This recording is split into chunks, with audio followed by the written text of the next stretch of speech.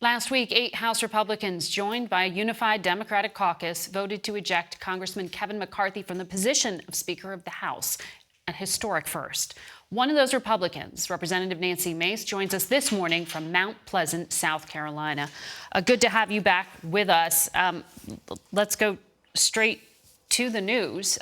You had said to the Wall Street Journal the reason you voted down McCarthy was because promises you were made were not kept. You've been working very hard on very specific issues for a very long time. When you shake a hand, make a promise, you ought to keep it. What specific promise did he fail to follow through on?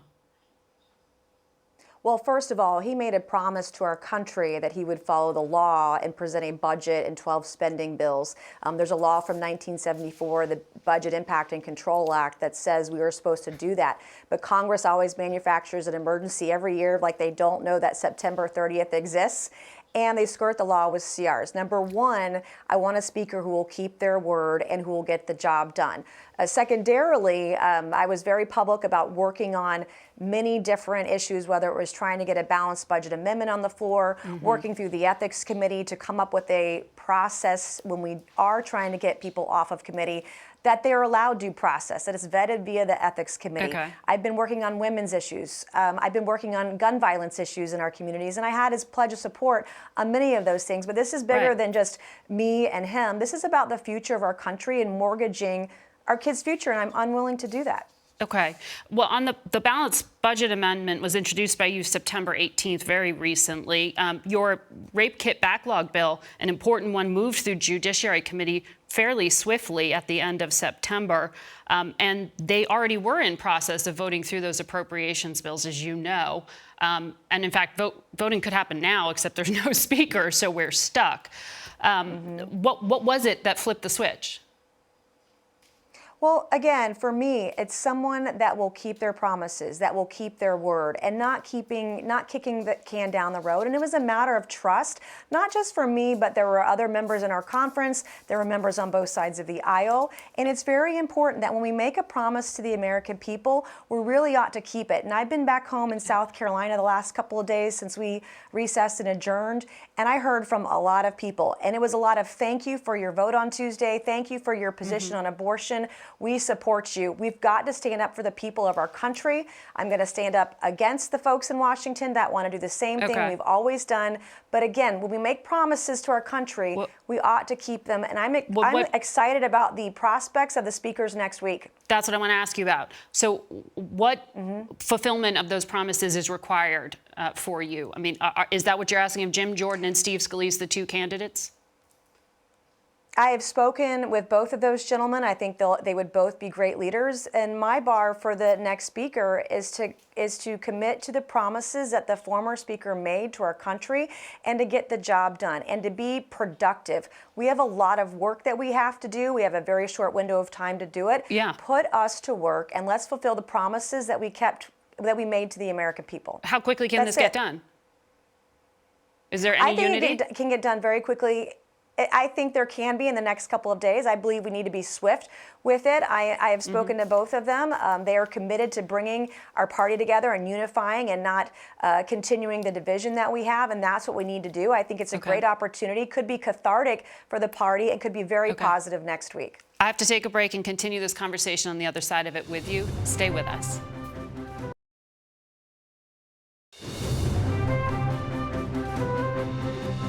Welcome back to Face the Nation. Let's continue our conversation now with South Carolina Congresswoman Nancy Mace. We were talking about the two candidates for Speaker who have put themselves forward. You voted to certify the 2020 election. Steve Scalise did not. By CBS standards, that makes him an election denier. Is that disqualifying for you? Well, with both of the candidates, there are going to be issues that we agree on and disagree on. That's the way it would be with any speaker. With any speaker. But I will tell you today, I am going to be supporting Jim Jordan for Speaker for a number of reasons. I think that his values, his work ethic, his ability to just run circles around everyone with regards to policy and pushing forward. We've been one of the least productive Congresses inside of 30 years, and he's going to be a workhorse for our country. And I'm really looking forward to rolling up our sleeves this week, no matter how this shakes out, and working hard for the American people, because we've got to stand up for the people. We've got to put the American people first and move this country forward and do it in a positive way. And I think he's going to bring that to the table. Well, let me ask you about Jim Jordan, because former Congresswoman Liz Cheney, who, as you know, was one of the lead investigators on the January 6th committee, warned Republicans against making him Speaker of the House. Listen. Jim Jordan knew more about what Donald Trump had planned for January 6th than any other member of the House of Representatives. And if the Republicans decide that Jim Jordan should be the Speaker of the House, there would no longer be any possible way to argue that a group of elected Republicans could be counted on to defend the Constitution. That is a chilling statement. Does it give you any pause? Well, again, there are going to be all sorts of issues that we agree on and disagree on. And also in terms of January 6th, the Electoral College, et cetera, I was one of the most vocal members of our party that day and the days and weeks beyond that. I got primaried because of my vote to certify, because I spoke out. And so, you know, we have to look forward and unite and come together regardless of what has happened in the past. We have to be forward thinking and look to the future to bring the party together, bring the people together, and let the American people know that we care and we're going to work and fight hard for them. I know you've been outspoken about defending victims of sexual assault due to the past allegations against Jim Jordan that he turned a blind eye to sexual abuse. Give you any reservations? I'm not familiar or aware with that. He's not indicted on anything that I'm aware of, and so I don't know anything and can't speak to that. But I will say that I have been, as you said, Margaret, a very I don't know anything, and I don't know anything about that. What I do know is that I've been a very strong voice for women. I've talked to Jim Jordan and Steve Scalise about that. I've been a very strong advocate for rape victims. As you mentioned earlier, the Judiciary Committee, with him as chairman, recently passed a rape kit bill that Barbara Lee and I are working on. And those are the facts and the data that I have to work with, and I've had a very positive experience with him in that regard. You mentioned among the things you wanted promises on from McCarthy, the Ethics Committee was something you said was also a priority for you. Matt Gaetz, on this program, you've called him a fraud. McCarthy said his ouster is personal payback from Gaetz for the House Ethics Committee investigation into allegations of sexual misconduct that Gaetz is accused of carrying out. Does that bother you? Well, again, he's not indicted for anything. I don't know much about it, and I have had my ups and downs, and I'm not on the ethics committee, and I don't know what they have. I haven't seen it, but I've had my ups and downs with a lot of members in Congress because, as an independent voice, I will call the balls and strikes regardless of the consequences, regardless of the backlash. I think that's very apparent after the last 5 days or so. But again, nothing's come out of the ethics committee. I also heard in the last couple of days, in terms of the retribution against Matt Gaetz, they were going to pull something out of ethics committee to get him back. I'm being threatened to be thrown off of my committees. I'm being threatened to be thrown out of the conference. They're threatening to take my gavel away on oversight. There's just a lot by fellow members. I mean, there was a letter signed on Friday. And so I want to use this as an opportunity to say, I'm willing to work with anyone who's willing to work with me. We want to move our country forward and unite during the speaker debate and the vote this week. Nancy Mace, thank you for your time today. We'll be right back. Mayor Eric Adams is back in New York City this morning after a trip through Mexico and Central America where he delivered a message. His city cannot handle more migrants, and he needs more help from the federal government. Mayor Adams joins us from New York. Good morning to you, sir. Good morning. And if I can, at the start of the broadcast, I just want to land it this morning. And I'm pained over the horrific attacks in Israel. My heart goes out to the Israeli people. We have the largest Jewish population outside of Tel Aviv here in this city. And it's really horrifying to look at some of the images. And again, I'm lifting them up in my prayers this morning, as well as other New Yorkers. I saw your governor condemned a protest that's supposed to be held in Times Square that's described as in support of the perpetrators of the attack. Is that going to take place? And security-wise, are you concerned? I was briefed this morning with the elected officials, and I communicated while I was abroad with my police leaders to make sure that we will monitor the protests here in the city. One has the right to protest, even if I strongly disagree with any form of celebrating such a horrific incident like this. But we are going to monitor to make sure that people do it in a peaceful way. They're going to be, I'm sure, pro-Israel organizers as well, and we're going to make sure that people abide by the law.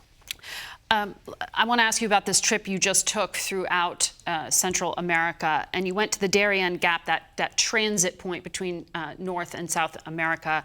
Why did you make this visit, and what did you learn?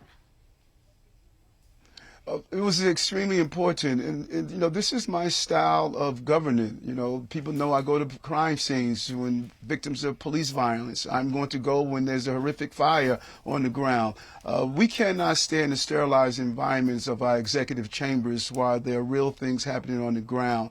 And ground zero is what's taking place in this region, in this hemisphere, what's happening in Colombia, Ecuador, and Mexico. And I needed to see firsthand why are we seeing the flow and speak with the leaders there to see exactly what was taking place. And it was an eye-opener for me just to learn that over 21% of those who are going through the Darien Gap, they are children. This is a children crisis that we are facing, and I wanted to communicate with the local CBOs, local elected leaderships there, and the local citizen and residents to learn from them, but also to send a clear message on their medias. New York is out of room, and we need to communicate that.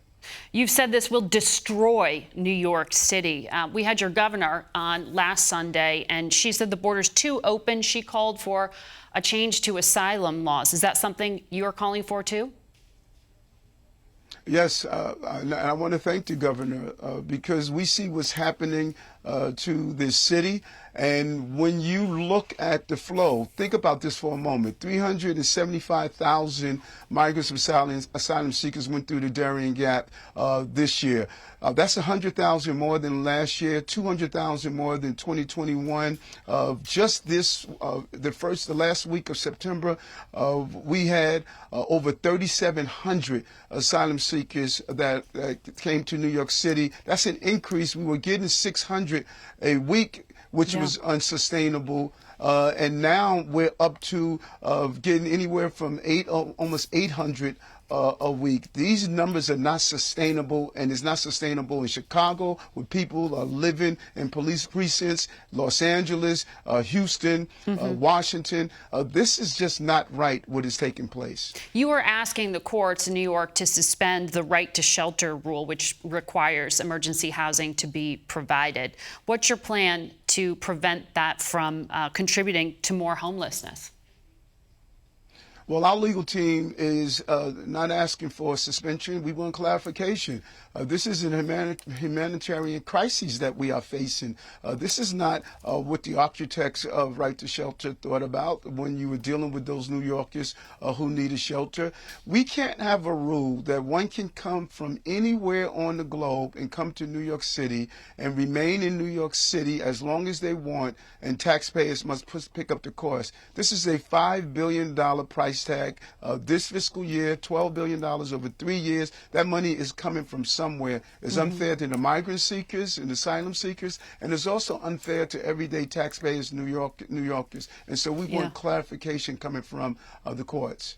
You had called on the Biden administration to grant temporary protection, which they did to some Venezuelans so they could work, so they could get out of the shelters. And there are a large number of Venezuelan migrants, I know, in the city. The governor of Illinois, who's about to join us, says that many of these people can't even afford to apply, and they need the federal government to waive fees. Has the Biden administration understood the problem that it says it's trying to solve? Like, what do they need to do? You know, one of the most troubling aspects of this conversation has people regulated this to just a Mayor Adams and the president's conversation. We need to really wake up. This is a global crisis of movements of human beings for several different reasons based on which country you're looking at. And we need to re-examine not only our long-term immigration policies, but how do we allow people on a pathway of being self-sustaining. Right. The only reason we are who we are as a country is because people had the right to work. I keep saying that's the precursor to sleep that allows you to experience the American dream. Not being able to be self-sustaining, paying to the tax base of all groups, not only just the Venezuelan. The rule and policy that was put in place will impact, we believe, 15 to 17,000 in that area. But we have people coming from West Africa, South America, Central America, China, all over the globe is coming to this hemisphere, and we need to be prepared with the right policies to get this done correctly. And we're going to continue this conversation, Mr. Mayor, with our next guest. So thank you for giving us your view. The Democratic governor of Illinois, J.B. Pritzker, has many of the same concerns, and he's joining us this morning from Chicago. Governor, thank you for joining us. Of course, we should say, in order to do many of the things you and the mayor are asking for, we need a Congress to legislate. And to legislate, you need a Speaker of the House, and we are stuck. So at the moment, though, I want to understand what it is that you're asking President Biden to do, because you had a pretty sharply worded letter this past week talking about the federal government's lack of intervention and coordination, creating an untenable situation in Illinois. Did the White House respond? Have they fixed your problem? Well, thanks and good morning, Margaret. Let me also begin by sending our condolences, and our hearts are with the people of Israel at this moment, the families of those who died, and also the people who've been kidnapped and taken hostage by these terrorists. So the United States stands with Israel, and so does the state of Illinois, and so do I personally. Let me answer your question by saying that, we were very clear in our communication with the White House that what we need is logistical support, that is help deciding where these folks ought to go, because they can't all go to Chicago and New York and D.C. They need to go in places where there's even more help to offer. We, of course, are a welcoming state and have been caring for the people who've arrived, but we can't bear the burden only ourselves. Where do they go? So we communicate that. Well, let me also say that the White House has been told, we need resources, and you talk about the Congress being in chaos. The House of Representatives is opposed to any kind of comprehensive immigration reform. It seems like now is the moment to talk about border security and immigration reform. We want immigrants in the United States. We also want border security. It seems like there's a compromise there that can occur. But look, there are lots of places in the country where there are NGOs that can be of assistance to these folks who've arrived. They're here legally. They have refuge in the United States for the moment. My family were refugees to this country too. We ought to welcome them, put them through a process, and if they don't meet the requirements, they should be sent back. And that's what the president is beginning to do now. Beginning to do with that announcement that Venezuela will now accept some deportations. But on that point, you were pretty prescriptive in your letter. You said you need a single office with an identified leader. You told the president to take a more active role. You recommend he put one person in charge who works directly for him. This sounds like a management 101. How did that go over? Well, they heard me. There are so many departments that are responsible for helping to care for these asylum seekers, as well as managing them as they cross the border. I hope that they will put one office together. I know the White House right now is coordinating it, but they need one office, and in my opinion, one person at the head of that office that we can call, that we can work with to coordinate. Because look, we're providing shelter as best we can and providing for the needs of these folks arriving in Chicago.